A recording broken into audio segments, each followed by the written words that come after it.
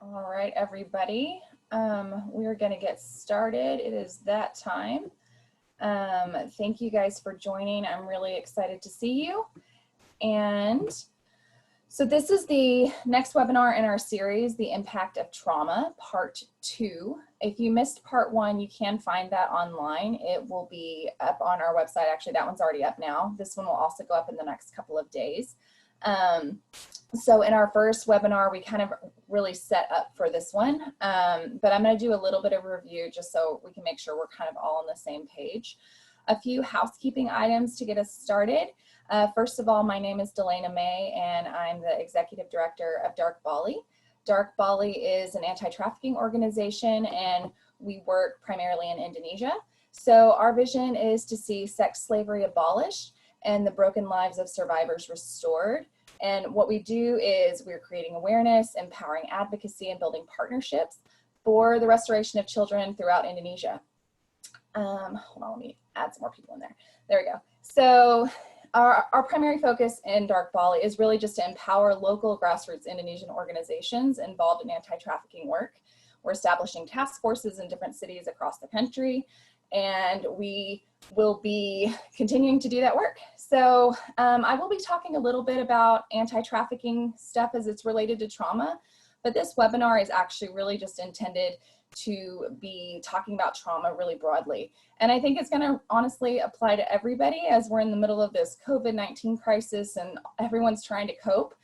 So I'm really hoping that people will walk away with some good tools. So a few housekeeping items to get you started. The first is, like I said, this is a series of webinars. They're all going up on our website, which is darkbali.org. There's a resource tab up at the top there. You can click resources, make sure you go into the English side of things, and then you can find webinars. We had a Human Trafficking 101 class, and then the Impact of Trauma Part 1 is also up there. This will be recorded, and I'll put that up there as well, so don't feel like you have to take all the notes. You can go back and figure out the parts that you want to go over or send it to somebody if you'd like to do that. So a couple other things I want to say. Make sure you found that chat box there in Zoom. If you have a question, feel free to send me the question. I don't mind being interrupted. And if it's something that we want to save for the end, we can even have a few minutes there at the end to talk about whatever topics we decide we want to kind of go off on there. A couple of other things. This is a hard topic. We're talking about trauma, and I want you guys to take good care of yourselves. Right now, a lot of us are stressed out. Most of us are stressed out. And so even if often this would be something that you could talk about without any problem, you might find that it's difficult today. Feel free to get up, go take a drink of water, come back to it later. It is recorded. So if you even just are like, meh, can't do it today, that's really okay. You don't have to do this. So take good care of yourself. And also, this is meant to be informative. I'm not your therapist, I'm not your doctor, and so this should not substitute for any advice that you've received from them. I'm also not licensing anybody to do any kind of therapy, so this is educational. Should go without saying, but let's make the lawyers happy and say that up front. So we are going to cover a little bit of review from what we did last week, because I want to make sure that we're really understanding what's going on. We are going to focus a lot of time on the fight, flight, freeze, and friend response, because I think that that's really, really helpful as we're setting up, well, what do we do with that? So last week we talked a lot about what happens in our brain as a result of trauma. What is literally happening in the structure of a brain of a child, especially that goes through a complex trauma situation. And so as we think about how the brain has changed, then we can go, well, what do we do with that? Is there something that we can mitigate? Are there, the problems that come up because of that, what do we do with those? So we're going to be kind of talking through that. And then we're going to also define what triggers are and what they aren't. I think it's one of the most overused words that I hear these days, and it makes me a little crazy. So we're going to talk about what a trigger really actually is and what it isn't. And then we're going to talk about resiliency, how these are related to trauma. And then we're going to talk about how do we increase our resiliency. And then if I'm experiencing a trigger, what can I do in that moment to deal with it in a healthy way? And so this should be really helpful, really for everybody, I think right now, especially as we're stressed out, especially if you're a parent or a caregiver. I'm going to try to make sure these are applicable, not just for you to do for yourself, but some tools that you can carry over into parenting, or, if you're working with kids in any way, or as a caregiver. I'm not assuming that anybody is working in the field of trauma. Excuse me. So this is going to be just really basic level stuff, and hopefully give us some tools there at the end for navigating those things. So let's jump in. I do want to review the definition of trauma that we used last week. So this is the definition that we brought up, and what we kind of defined is that trauma is not an experience, and trauma is not an event, it's an experience. And there's this myth that trauma is this thing that happens, it's an event. But actually trauma is the experience of an event. It's that feeling of overwhelm, it's that feeling of horror or fear, or I'm out of control, this won't stop, that somebody might feel in the middle of a difficult circumstance or a difficult event. So that's why you can have two people that experience the exact same event, and one will come out with trauma and one will not. So to share a personal example, my husband and I were in a car wreck one time, and in the middle of this experience of getting hit by a semi, I thought, oh my God, we're gonna die. Like, we're gonna die, this is it. Felt totally out of control and terrified. My husband, who was experiencing the exact same thing at the exact same time, thought, well, this sucks, but we'll be okay.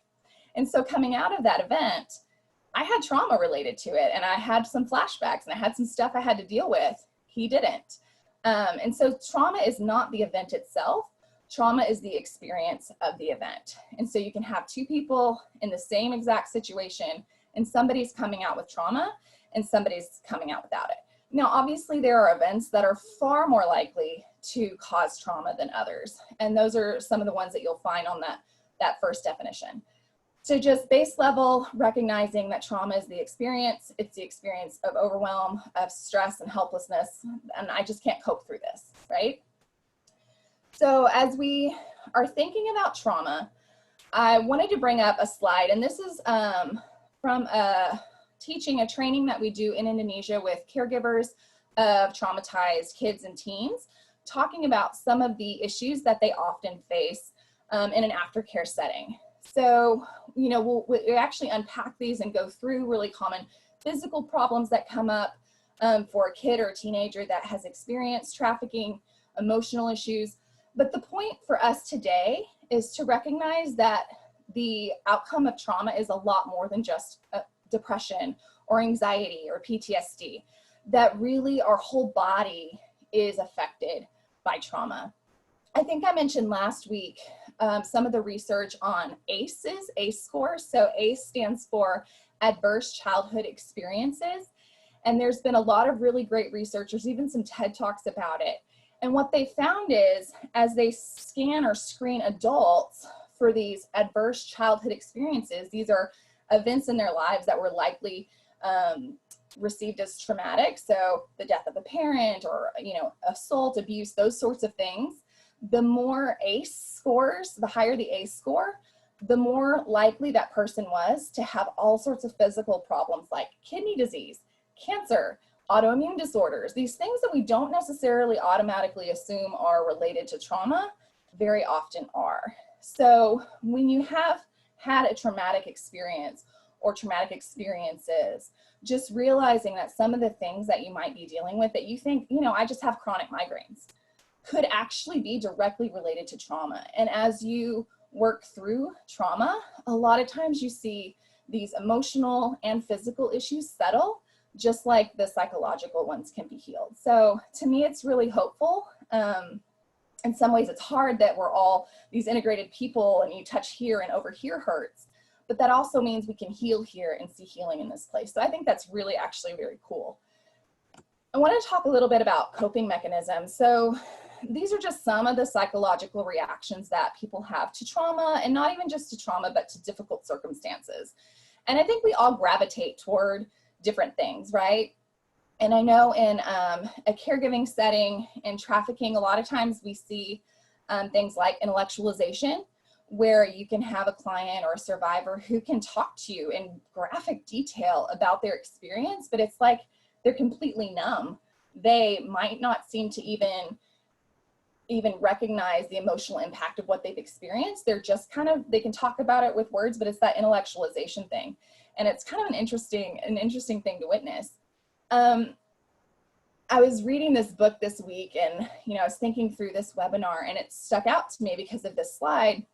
And the book was talking about how when we experience difficult things, and right now we're all experiencing difficult things, that people gravitate toward different coping mechanisms. And one coping mechanism is overproductivity. So right now, a lot of us are self-isolating and we're homeschooling our kids and things are crazy, we're scared. And you have people who are like exercising every day, they're taking up ukulele, they've got the schedule, they're homeschooling 5 kids and managing their job all at the same time. And it's a little weird to see, right? And then you have other people that are the total opposite, that like can't get out of bed, haven't showered in a week, and are just like struggling to function. And really, those are two sides of the same coin. Those people that seem really, really productive, it could be that they're running away from feelings, they're running away from fear, they're running away from those emotions that they should be feeling right now. And then you have other people that are overwhelmed by them. And so all this to say, we have to have a lot of grace for ourselves. We have to have a lot of compassion for one another, and recognizing that our brains are designed to keep us safe. Our brains are designed to keep us alive. And whatever psychological reaction we're going toward is toward that end. And whatever psychological reaction my partner or my child is going for is designed to do the same. And so understanding that, I think, can really bring up a lot of self-compassion and also compassion in our relationships. So we're all really doing the best that we can, right?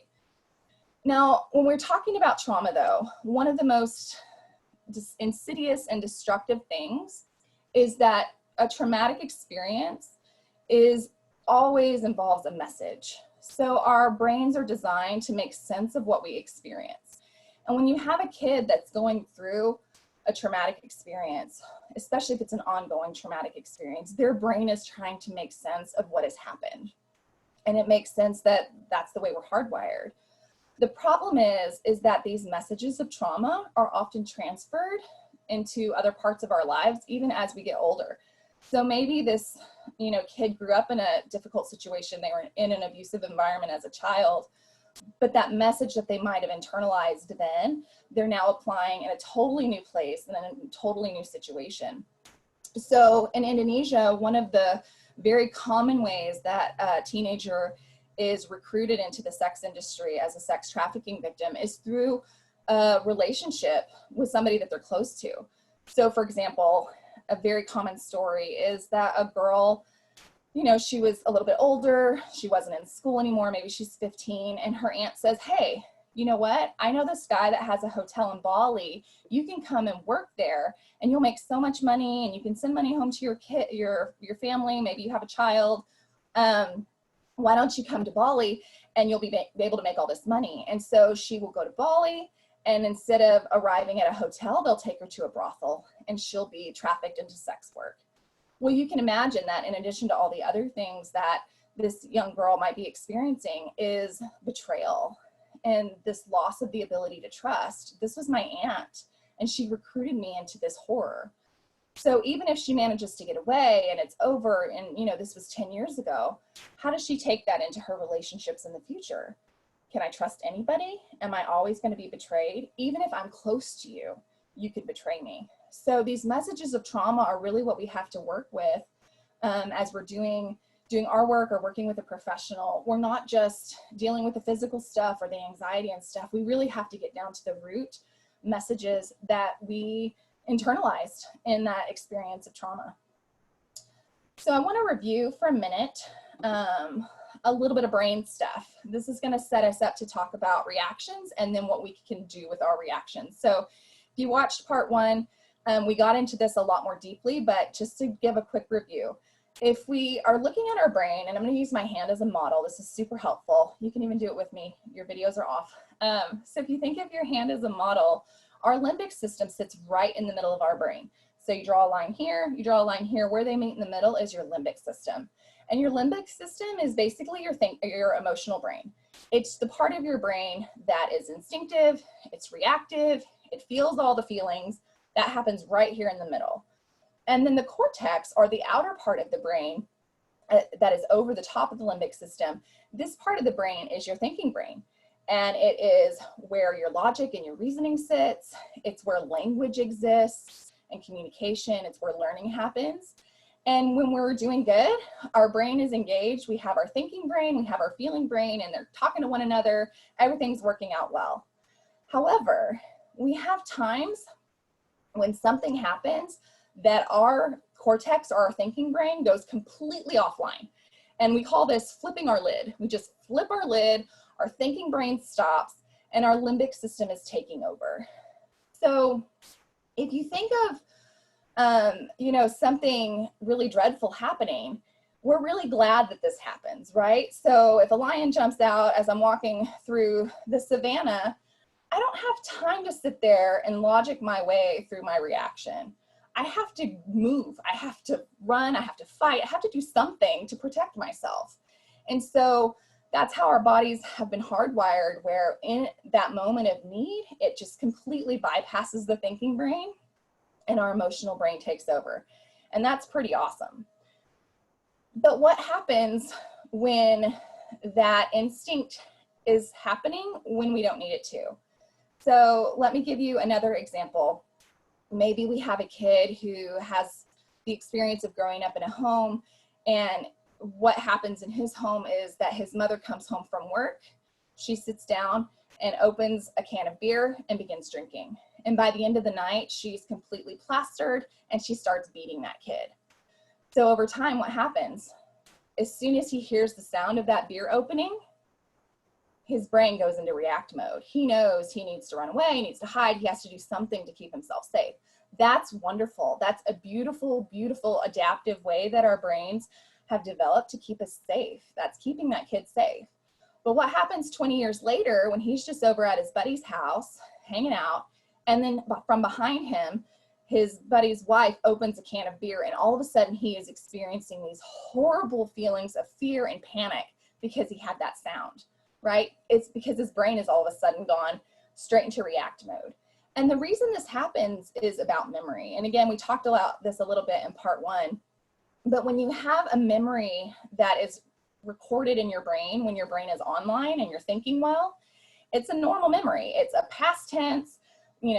3 years ago, my family went to Disneyland and we went with our uncle Bob and we rode this ride and that ride. Like, it's logical, it's sequential. You can talk about it with words. You remember it in past tense.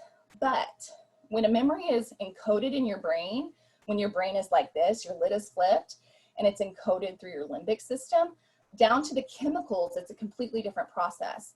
And those memories are encoded in sound, in sight, in sensation, in smell, and taste. They're recorded in your senses, and they're encoded in present tense. Your brain is keeping this file active as a present memory, because if that beer can gets flipped, that little boy needs to run and he needs to know what to do. So our brain keeps our traumatic memories filed as present tense. And so people that are trying to explain a traumatic memory when they haven't really worked through it and it hasn't resolved really struggle to find language for it. They might not even be able to tell it in order. It's a really interesting thing about traumatic memory that I think has a lot of implications for relationships with survivors. But moving on to this response. So if our lid is flipped, we're all of a sudden panicking, we're grabbing that present tense memory, our limbic system has to make a decision. Am I gonna run? Am I gonna fight? Am I gonna freeze, or am I gonna friend? Now, I think most people have heard of the fight, flight, and freeze response. That's kind of common language at this point. But friend's a new one to a lot of people, and it's new because it's newer in the research. And the reason that it's newer in the research, frankly, is because science has spent a lot of time using men, and only men or predominantly men in research. But as they've started to use female bodies to research as well, they found that, interesting, there's some things we didn't know, or there's things that are happening in women that didn't happen in our male subjects. And friending is a reaction that's far more common in women. So these make sense. Fighting is running, flight is running, fight is fighting, freezing is playing dead, basically. But friending or befriending, or I've heard it called tending as well, kind of takes on two characteristics. One, it could mean befriending the abuser. And this is really interesting, right? So in the context of trafficking or sex trafficking, if I have this man that's in control of me, I can't fight him. He's bigger and stronger than me. I can't run away. I'm stuck here. Freezing does me absolutely no good. But what if I make him my friend? What if I become his ally? And what they found is this reaction is more common in women, but it's accompanied by a huge release of oxytocin. So oxytocin is a hormone that's also released in mothers when they give birth and when they're nursing their infants. It's an attachment hormone. And if you go back to part 1, we talked quite a bit about trauma bonding. This is another element of trauma bonding. Our bodies are literally forming an attachment with our abuser. And this is related to all sorts of things kind of in that trauma bonding experience. Another way friending happens is the bonding of a group of people who are going through a trauma together. And so maybe you've heard of like hostage situation, where this group of people have gone through a hostage situation together, and maybe they barely knew each other or didn't even know each other at all before it started, but they come out of the thing and they never stop talking to each other. They become close friends and lifelong friends. We also see it in the context of brothels. A lot of the women in brothels are very, very, very close because part of their trauma response in dealing with what's happening, maybe we can't fight, maybe we can't run, playing dead doesn't happen. But if we connect with one another and are supportive of one another, we can get through this better. Again, this is our brain's way of keeping us alive. And so one of the difficulties in caregiving is a lot of times when a victim escapes, however that happens, she isn't always with her friends. Oftentimes she's left people behind that are hugely important to her. And it can be a whole other type of traumatic experience to lose those relationships that have been keeping her alive and keeping her okay for a long time.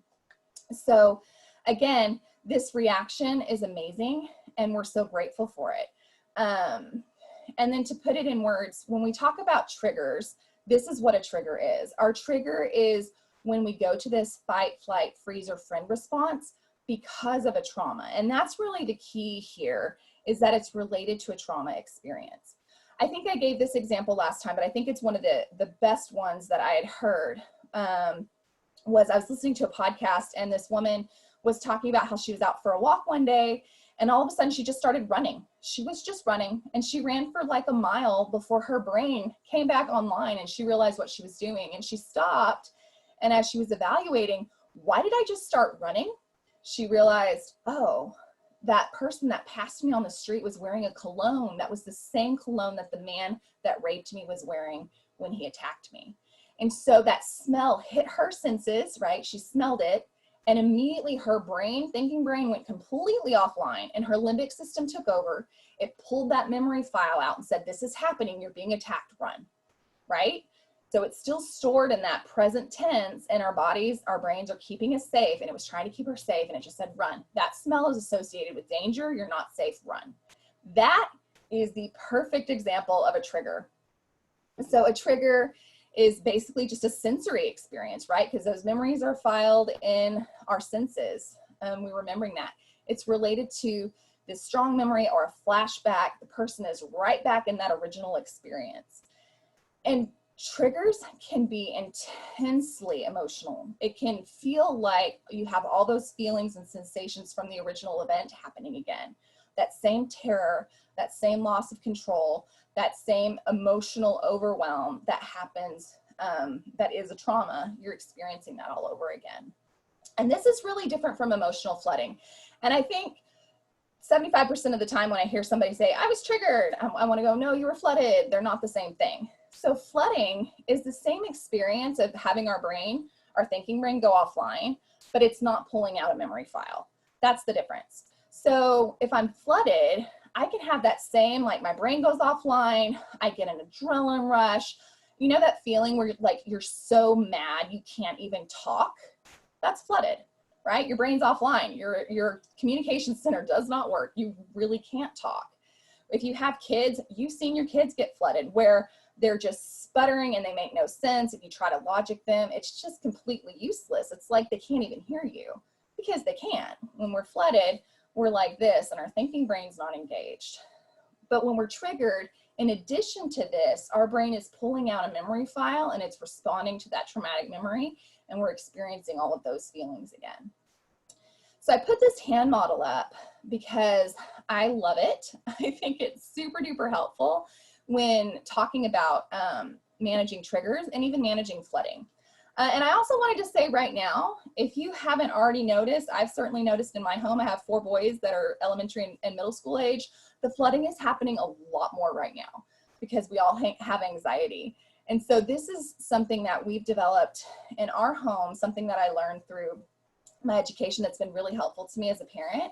We've taught our kids, look, you have a feeling brain in the middle of your brain and your thinking brain on the outside of your brain. And when you get really emotional, you flip your lid and your emotional brain is taking over.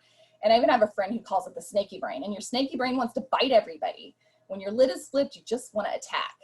And so when our kids get flooded, we'll hold up our hand right in front of them. We won't even say a word, but we'll hold up our hand and we'll just start breathing slowly, and we'll try to make eye contact with them and start breathing. And they've been coached, okay, this is you being super emotional and we need to get our brain back online. And they know that breathing is how that happens. And we're able to use these hand signals, recognizing that their language center is not really engaged, but they can see us. And so we'll start breathing with them slowly and help their brain come back online. And then we can deal with whatever the issue was. So I love using the hand model. I think it's super helpful, and you can use it with really, really small kids. So when we're coping with triggers, like I said first, breathing is really key. If you have a panic disorder or you've known people with a panic disorder or know anything about panic attacks, you know that really what you have to do to get through a panic attack is start breathing. So as you really slow breathe, your heart rate is lowering, your blood pressure is lowering, and your brain is coming back online. So when your lid is flipped, talking to somebody in a panic attack is completely useless, right? They just need to breathe through it. The other thing is connecting. If you are in a relationship with somebody, certainly in the aftercare context, it's important to find out before the trigger happens, hey, when a trigger happens, what's the best thing that I can do? Do you want to be touched or do you not want to be touched? And some people will have different feelings. Some people like really need some physical space. Some people want a physical touch to remind them that you're present. Find that out ahead of time. If in doubt, don't touch. But connecting in some way. So making eye contact or being physically near somebody, not talking, just letting them know that you're there is really important. Again, if you're dealing with a trigger, a trauma trigger, those old feelings have come up. That experience of the original trauma is right there, almost as big and scary as it was the first time. And that's not something you get over really fast. When it's a flooding experience, it's not attached to a traumatic memory. You're just really upset. Your emotions have taken over. Your brain's gone offline. Once it's come back online, like you get a drink of water and you can start talking through it. But if it's a trauma trigger, it might take weeks for somebody to be ready to talk about what happened because they just experienced all the same terror that they experienced the first time. And you'll find a lot of people after a trigger, they just got to go to bed. They have to go to bed and they have to sleep. Their brain has just experienced a huge overwhelm and it needs to go to sleep and start healing. And then lastly, I would say if you have trauma triggers or you're in a caregiving position and you see that somebody else is having trauma triggers, getting professional help is huge. There have been some amazing breakthroughs in trauma therapy in the last 10 years or so. I'm so thankful that we live in a time where we understand trauma a lot better. So just in my lifetime alone, our understanding of trauma has just greatly increased, and there's some great trauma therapies. And the goal of trauma therapy is to take that memory file and to re-encode it to a present tense or a past tense experience. So it's no longer, I smell this thing and I'm running down the road. Now my brain has encoded that as a past tense. It's not telling me you're in danger right now. So that's what good trauma therapy is doing. Now I want to talk a little bit about resiliency, related topic, but resiliency is kind of on the front end of things, right? And triggers is definitely looking at the past tense, but with resiliency, we can do both. So to start the conversation about resiliency, we need to understand the concept of neuroplasticity. And we talked about the elasticity of the brain last time. But neuroplasticity is basically the ability of the brain to change and to react to the needs, really. And I really love the example of a path through the forest. So those little blue bicycle, yellow and blue things on the side there, it's kind of what that represents. So if you're walking through the forest and you take the same route day after day after day after day, you start building a trail, right? Like that, the leaves get pounded down and the grass dies, and you start seeing a trail through the forest. And if you and lots of people are taking that same path over and over again, that thing can get really wide and really stamped down. But what happens if all of a sudden you stop taking that path through the forest? Well, it grows back up. And our brains do the same thing. If our brains are making an association, A to B, A to B, A to B, then it can become a really well-worn pathway. Beer can opening, getting beaten, right? We make that association enough times, our brain will really associate the A with the B. But with really good trauma therapy, or even through, work on our own and building our resilience, we can rewire our brains, and our brains can actually change and look to new pathways. Our brains can heal, our brains can change, our brains can develop. That's really, really good news. So we're talking about resiliency. I like to use the basketball as an example. Resiliency is basically the idea of bouncing back in the struggle and adversity, whether it's trauma or not trauma. So we're all born with a certain amount of air in our basketball. Some have more and some have less naturally. But we can all add air into our basketballs, right? We can all develop more resiliency. So resiliency is really how much air we have in our basketball, and we want to have a lot. We want to be able to bounce back when bad things happen. We see this playing out right now as we're all dealing with the coronavirus in our homes and in our communities. Resiliency really matters right now. And so the ability to bounce back through something is what resiliency is all about. To build resiliency, there's basically two different ways that we're doing that. The first is increasing our environmental strength. So this is pretty much what it sounds like. We want to have our environment be supportive of our resiliency and building resiliency. If you're a parent or a caregiver, a lot of this is on us. So setting really clear boundaries for what is okay and what is not okay, and following through with those. Having a really high expectation, not an unreasonable expectation, but a high expectation for what's possible. So I've done quite a bit of work here in the United States as well with survivors of trafficking, young women. And in the program that I ran, I had pretty high expectations for them. And sometimes we get some pushback. And I would just say, no, they're capable of this. I know that they are. I'm not going to dumb it down just because they've had bad experiences. I know what they're capable of, and I have high expectations. And we would see them rise to that. And then as they rose to those challenges and those expectations, they discovered in themselves the ability to push through and to do hard things. And that was literally building their resiliency. Teaching life skills, having good relationships, things like that are part of building our environmental strengths. And sometimes we have control of these, and sometimes we have less. Certainly children don't have a ton of control over their environment, and so they're really receiving. But if you have the capacity to build an environment around somebody, especially a child, this is a lot of our responsibility as a community as well. Or if you're in a program, Sunday school teacher, whatever, increasing environmental strengths. And the other one is increasing our personal strengths.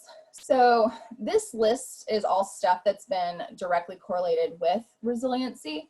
People that have high resiliency have these things in higher levels. And what some of the research has been pointing out is basically everybody, like I said, everybody's born with some resiliency, period. There's some innate. And they say that a lot of people have a cluster of resiliency, and they go towards certain things to get through adversity. So, maybe for me, if I'm struggling, I have a really solid family. And so maybe I go toward my family. I have healthy relationships in my family, and I go to my sister and my parents, and I know that if I'm going through a hard time, that they're there for me. And that's a huge part of my ability to be resilient. So maybe I go to healthy relationships and maybe spirituality because, I'm a person of faith and I believe that God can get me through this, and maybe optimism. So maybe that's my cluster. I go to my family. I, rely on the belief that God loves me and cares about me, and I'm optimistic that things can get better. But maybe I struggle with perseverance. Maybe I tend to give up really easily. And so building or increasing our personal strengths is taking our cluster that we have naturally, first identifying that, right? We have to figure out like which of these even is about me. And we want to build on those and increase those and kind of invest in those. But we also want to identify the areas where maybe we're weak or struggling and start figuring out how can I develop my perseverance. And so if I'm, or whatever it is, so in this example, if perseverance is the one that I'm working on, I need to learn to push through hard things. And so maybe that means taking up a hobby that is kind of difficult for me and just continuing to do it. Or maybe it looks like, you know, I'm going to start exercising, and when I'm ready to like drop the dumbbells, I'm going to do one more. And so as we start rewiring our brain in those directions, we see our resiliency as a whole really start to get better and get bigger. And that's exactly what we're looking to do. So I was reading a book called The Gifts of Imperfection this past week. And it was funny because I was just reading it for me, and all of a sudden I'm like reading all this material about resiliency and hope. And I'm like, oh, I have to add this into this weekend's webinar because it was just so perfect. So The Gifts of Imperfection was written by Dr. Brene Brown. She writes a lot of, she's written a lot of books, and a lot of them touch on topics of resiliency. I mean, even the titles, she has The Gifts of Imperfection, Daring Greatly, Rising Strong, Braving the Wilderness. So you can kind of see how they're touching on some of those individual strengths that we talked about. But she started talking about resiliency, and then she basically said that if resiliency is kind of the top of the mountain, the foundation of resiliency as you start following the research is actually hope. And then she kind of went off on hope for a while, and it fascinated me because she said hope is not an emotion, which is not what I would have really thought. But as she explained about it, it made sense to me. She said hope is not an emotion, it's a cognitive process. It's a way of thinking. And then she kind of dug into that a little bit more, and she said hope happens. It's the process that happens when we have the ability to set realistic goals, we have a plan to achieve those goals, and we believe in ourselves enough to accomplish those goals. And so, again, I think keyword is realistic there, but if I'm going through a difficult time, it made sense to me, right? I'm going through a difficult time, and maybe a realistic goal in this is not like way out there. Maybe this is a realistic goal, but if I can set this realistic goal and I have a plan for how I want to get there, and I believe that I can accomplish it, I have a spirit of hope. That is the definition of hope. It totally makes sense. And she talked a little bit more about it, and this gave me a lot of joy just as a mother. She said, hope is a learned behavior. It's something that we learn, especially when we're kids, we learn to do this, but we can even learn it as an adult. She talked about the idea of cultivating hopefulness. And so she talked about how in order to cultivate hopefulness, we have to be flexible and demonstrate perseverance, understanding that things won't always work out, but we face disappointment with determination and flexibility and believing in ourselves. And I just thought that was super, super helpful in talking about resiliency, because I think if we're wanting to develop resiliency, we have to keep in mind that we can't expect way up here when really we've been operating down here for a long time. But what's a reasonable goal? If I want to develop perseverance, what's a reasonable goal for pursuing perseverance? Maybe it's not way up here, it's just down here. But if I can set those realistic goals, make a plan to achieve it and accomplish it, and then when I get here, I can set the next one. And so I really think that that's the perfect way to describe the process of building resiliency. So for our work in Dark Bali, one of the things that we love to do is help increase people's toolboxes. We do all sorts of trainings for Indonesian anti-trafficking advocates, working with the police, working with caregivers, people doing prevention. And what we always want to do is increase their toolboxes. So I didn't want to finish this Impact of Trauma series without talking about toolboxes. So here's just some stuff. Obviously, there's a ton more where that came from, but this is stuff that I've seen really helpful to people. It's been helpful to me personally. I'm going to start with the professional help. Looking back to when we were talking about trauma therapy, these are a couple of different trauma therapies I've personally done myself and seen other people go through that have been extraordinarily helpful. In fact, I joke about EMDR being voodoo because it just is so bizarre how well it works. It just doesn't even make sense to me. But EMDR is eye movement and desensitization and reprocessing.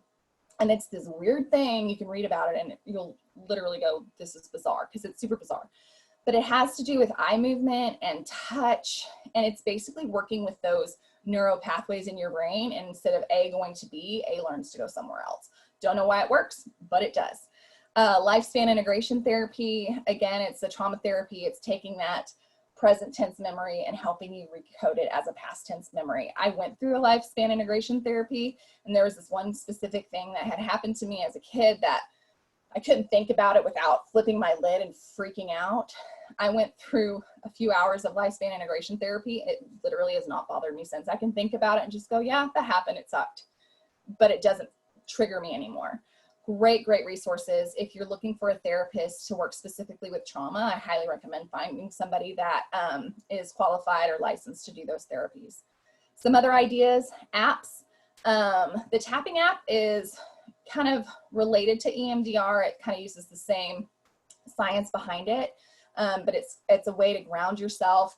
If you're experiencing flooding or trigger, Calm is working with your breathing. I've used this one with my kids, and it basically is coaching you on breathing if your lid is slipped and helping it get back online. Meditation is something that has been shown to be very directly related with increasing your resiliency. So spending 10 minutes meditating every day can be really helpful, but a lot of people have no idea where to start. So the Smiling Mind is another meditation guide. It's a free app, super helpful.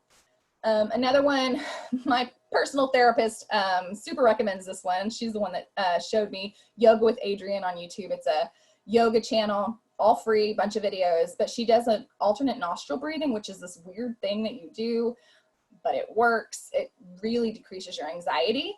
I've been doing it some right now as we're going through this pandemic, and my anxiety is high. Doing it before bed can really help me sleep a lot better. So decreasing anxiety. Brene Brown books, they're all amazing. I read all of them every year. They're really that good. They've been super transformative for me. And one of the things that she brings out is the relationship between joy and gratitude. And she basically says her research has shown people that experience joyfulness in their life, it's directly related to a practice of gratitude. And that's not just like a, I feel grateful, but actually doing something that's acknowledging what they're grateful for. So there's a organization, and they have a website called gratefulness.org, and it's all about gratitude. They have like journaling and different things, so you can check that out. And then finally, I put these up on the Dark Bali website under our resources. If you look at the trauma and counseling resources, that's where you'll find them. So the resiliency building plan, it's this basically like long document that helps you think through, what are my environmental strengths? What are my personal strengths? What do I have to build on? And where am I struggling? And so it just kind of takes you like point by point to build a plan for how am I going to build my resiliency? Because you can't work on all of these things at once, right? Like that's crazy. Nobody has that kind of attention or time, but it helps you identify what's going to be the most helpful for me and what do I have space for right now. And Sarah, I see your question. I will grab that real quick in just a second. Let me finish this one real quick. And then the next thing I want to hit is the bounce back handout. I found this online. I have no idea who put it out there. It was some nonprofit working with teens. I'd never heard of them before, but it was brilliant. And they took all of these different like inventories and assessments and put them in like a 14-page document. And it looks like it's pretty geared toward like teenagers or young adults. But it would be super helpful, I think, if you're like, what? Or I don't have access to a trauma therapist, or I can't afford a trauma therapist. Starting to work with this and kind of looking through those inventories, do it as a group, do it with your kids or whatever. That's super awesome too. So that's under trauma and counseling resources. So Sarah asked a question about finding a trauma therapist. Trauma informed doesn't mean they're necessarily able to help with deep trauma. Are there specific questions? I think I would start asking about their licensing in specific trauma therapies. You're totally right. A lot of therapists are trauma informed. I love my therapist. She's amazing. I've worked with her for several years. I've recommended her to lots and lots of people. She's fantastic. And she is very trauma informed. She gets trauma, she understands trauma, but she's not licensed to do EMDR therapy or things like that. And so when I wanted to do that, I found somebody that would work with her to do the EMDR. So I did the EMDR with a totally different therapist. So I think that you can get a lot of good things out of a therapist that is just trauma informed, and just doesn't even sound right. Hugely helpful to me because they understand what they're doing. But if you are feeling like you want to work on triggers and, you know, the breathing and the calming and the meditation, you're still having flashbacks, then you want to do something like EMDR. An EMDR therapist, they're not somebody that's going to sit there and like work with you through your past. You don't really even talk to them very much. You're dealing with this incident, this traumatic experience, and really nothing else. And you would be working with a trauma-informed therapist, and sometimes they're one and the same, but you'd be working with a trauma-informed therapist to kind of integrate that. So to use myself as an example, I had some trauma as a kid. And so, you know, I've been working with my therapist for several years, but I was like stuck in this one thing. And so she recommended EMDR. She wasn't licensed to do that. So we outsourced to this EMDR therapist who honestly didn't know much about me and didn't even need to know much about me.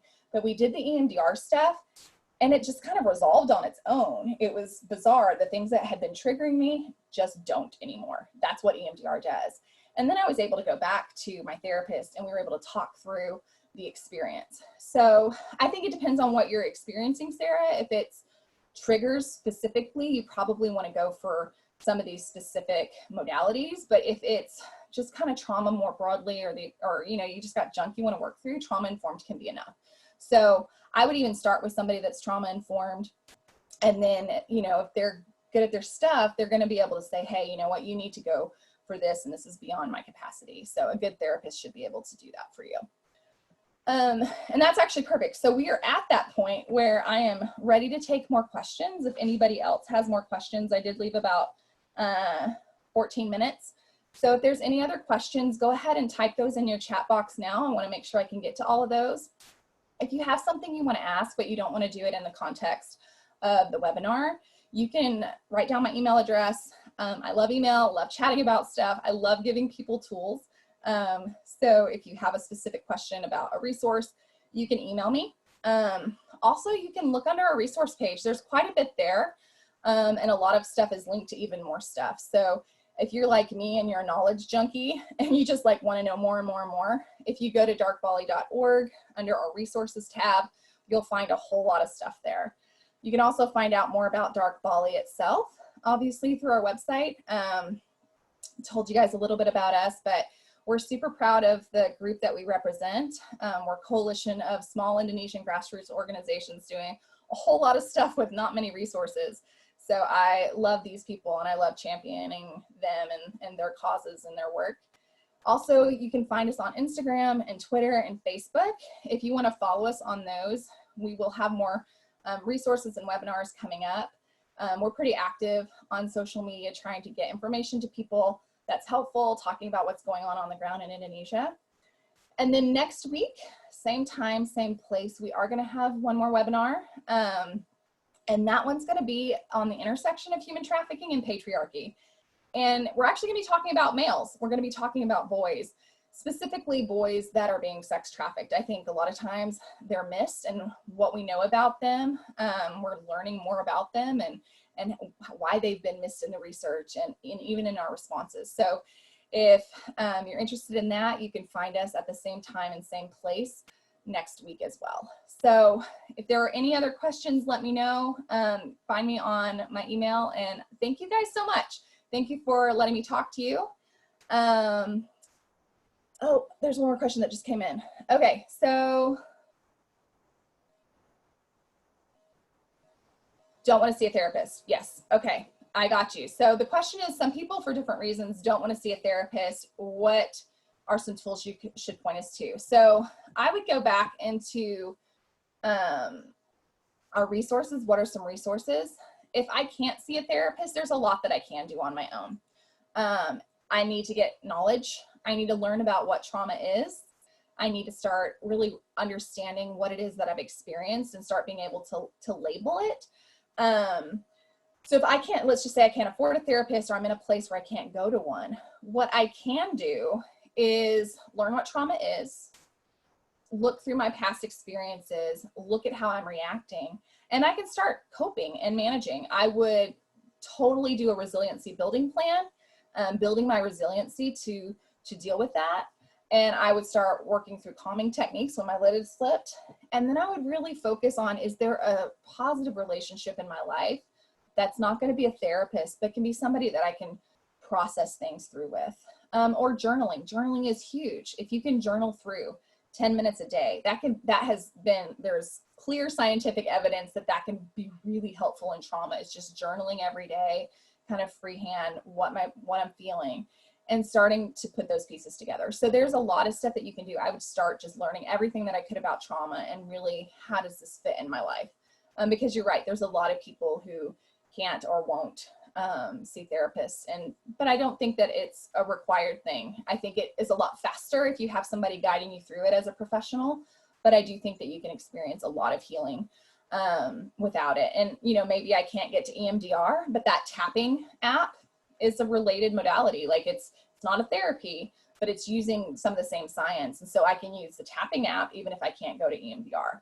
So I would definitely do stuff like that. Cool. Any other questions before I bid you all farewell? Yeah, thank you guys for coming. This has been really fun. This is one of my favorite topics. I love getting to talk to especially caregivers and people, even parents that really just want to do good by the people that they love. So definitely drop me a line. And this webinar will be up probably in the next 2 or 3 days online. If you want to share it with somebody or go back and refer to anything, it'll be there for you guys. So thank you and enjoy the rest of your weekend.